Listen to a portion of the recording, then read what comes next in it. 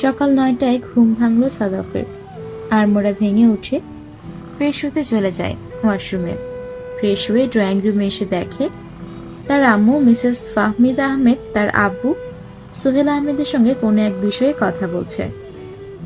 সাদাফ তখন তাদের দিকে এগিয়ে গেল এবং মিসেস ফাহমিদা সাদাফের দিকে তাকিয়ে বলেন, সাদাফ, এসেছিস? এদিকে আয়, আমার পাশে বস। কেন আম্মু? কি হয়েছে, কিছু বলবে? শুনলাম তোর বন্ধু আছে না, ওই যে কি যেন নাম, রিয়ান। হ্যাঁ, ওর বোনের নাকি বিয়ে ভেঙে গেছে, বরযাত্রী নাকি অ্যাক্সিডেন্ট করেছে। ঠিক শুনেছ। মেয়েটার কপালটাই খারাপ। কি মায়াবী একটা মেয়ে, তার সাথে এমন হওয়ার কথা ছিল বুঝি? আফসোসের স্বরে বললেন সোহেল আহমেদ। তোমরা কার কাছে শুনলে? আরে পাশের বাসার শায়লা বেগম আছেন না, উনি নাকি ছেলের কেমন আন্টি হন, তিনি বললেন। ও, যা বুঝছি আম্মু আব্বুর মাইন্ড এখন ফ্রেশ আছে। ঝোপ বুঝে কোপ মারতে হবে এখনই, মনে মনে কথাটা ভাবলো সাদাফ। ইয়া মেয়েটা ভীষণ ভালো, দেখা হলে কত নম্র ভদ্রভাবে কথা বলে। ভালো মানুষের কপালটাই খারাপ হয়, বললেন সাদাফের আম্মু।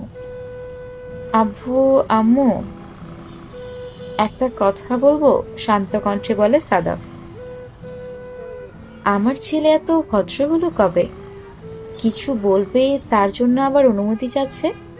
মায়ের কথা শুনে সাদাফ মুচকি হাসলো। বলে ফেল, আমরাও শুনে ফেলি।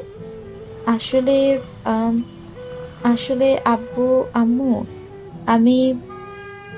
আরে বাবা, কি বলবি বল, বিরক্ত হয়ে বললেন সাদাফের আব্বু। আমি হিয়াকে বিয়ে করতে চাই। সাদাফের কথায় তারা যেন আকাশ থেকে বলল, কিসব আবল তাবল বলছিস তুই? তোর মাথা ঠিক আছে তো? কয়দিন পর অনিমার সাথে বিয়ে তোর, সে কথা মাথায় আছে তো? চিল্লিয়ে বললেন সাদাফের আম্মু। আম্মু দেখো, অনিমার সাথে বিয়ে ঠিক হয়ে আছে, যেটা চাইলেই ভেঙে দেওয়া যায়। কি বলছিস তুই এসব? বিয়ে কি ছেলে খেলা নাকি? চাইলেই ভেঙে দিবি, আবার চাইলেই আরেকটা করবি, বললেন সাদাফের আব্বু। আমার কথাটা একটু বোঝার চেষ্টা করো। হিয়াকে নিয়ে সমাজের মানুষ যা বলে বেড়াচ্ছে, তাতে যদি হিয়া সুইসাইড করার চেষ্টা করে আর এসব যদি সহ্য করতে না পারে, তাহলে রিয়ান আর আন্টির কি হবে? মেয়েটার বাকি জীবনটা পড়ে আছে। বিয়ের জন্য অন্য কেউ আসলে সমাজ তো সে বিয়েটা ভেঙে দেবে। তাহলে অনিমার কি হবে, বললেন সাদাফের আম্মু। অনিমার সাথে বিয়ে ঠিক করা আছে, বিয়ে তো আর হয়নি। আমাদের বিয়ের কথা শুধু আমাদের দুই ফ্যামিলি জানে। তুই অনিমার সাথে কথা বলে যদি বিয়েটা ভেঙে দিতে পারিস, তাহলে আমার আর তোর মায়ের হিয়াকে তোর বউ হিসেবে মেনে নিতে আপত্তি নেই।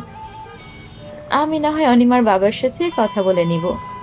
সাদাফ খুশিতে তার বাবা মাকে জড়িয়ে ধরে বলে, তোমরা আমার বেস্ট আব্বু আম্মু, লাভ ইউ। পাগল ছেলে। সাদাফ তো তিরিং বিরিং করে লাফাতে লাফাতে তার রুমে চলে যায়। আজকেই সে অনিমার সাথে দেখা করবে। সাদাফের আপু সাদাফের মাকে বলে, বুঝলাম কিছু। সাদাফের মা, ডাল মে কুছ হোতা হ্যায়। হাসতে লাগলেন তারা। রুমে গিয়ে সাদাফ ফোন দিয়ে অনিমার নাম্বারে কল দিল।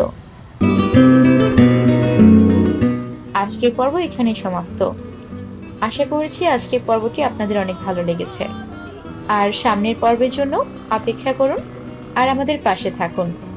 অবশ্যই কমেন্ট করে জানাতে কিন্তু ভুলবেন না আপনাদের কাছে কি মনে হচ্ছে, পরবর্তী পর্বে কি হতে পারে।